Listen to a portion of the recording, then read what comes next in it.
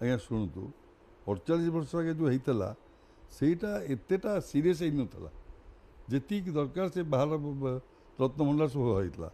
ଏଇ ଯେଉଁ ଆଜି ଯେଉଁ ଜିନିଷଟା ଚାଲିଛି ଏଇଟା ଭିତର ରତ୍ନଭଣ୍ଡାର ଚାଲିଛି। ଆମେ ସମସ୍ତେ ଚାହୁଁଛେ ଭିତର ରକ୍ତଭଣ୍ଡାର କେମିତିକା ଭିତର ରକ୍ତଭଣ୍ଡାର କେମିତିକା ଗଣତି ମଣତିରେ ସାମିଲ ହୁଅନ୍ତୁ।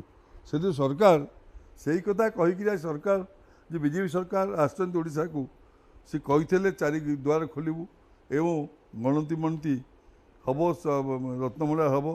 ଯାହା ପ୍ରଭୁଙ୍କ ଦୟାରୁ ସ୍ୱାଗତ ଯୋଗ୍ୟ ଯେ ଆଜି ସେ କାମ ଆଗେଇ ଚାଲିଛି ଏବଂ ଏଇଥରକ ଯେଉଁ ଜିନିଷ ମୁଁ ଦେଖୁଛି ସମସ୍ତେ ଗୋଟେ ଇଣ୍ଟରେଷ୍ଟ ଅଛି ଏବଂ ଏଇ ଜିନିଷଟାକୁ ସାରା ଓଡ଼ିଶା ତାକୁ ଲୋକ ଭକ୍ତ ସମସ୍ତେ ଅପେକ୍ଷା କରିଛନ୍ତି କ'ଣ ପ୍ରଭୁଙ୍କର ଜିନିଷ ହେଉଛି।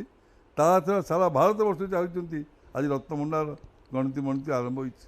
ସେଥିପାଇଁ ସମସ୍ତେ ଉତ୍ସାହିତ ସମସ୍ତେ ଆନନ୍ଦିତ ମହାପ୍ରଭୁଙ୍କର ଗୋଟେ। ଆଜ୍ଞା ଆମେ ଯଦି 78 ମସିହା କଥା କହିବା ଯେଉଁ ଗଣତି ମଣତି କହିଥିଲା 1.5 କୁଇଣ୍ଟାଲ ସୁନା ଏବଂ ପାଖାପାଖି 184 କୁଇଣ୍ଟାଲ ରୂପା ରହିଥିଲା ଏବଂ ଏମିତି ଅନେକ ଅଳଙ୍କାର ରହିଥିଲା। ସେତେବେଳେ ସ୍ୱର୍ଣ୍ଣକାରମାନେ ଆକୁ ଚିହ୍ନି ପାରିନଥିଲେ।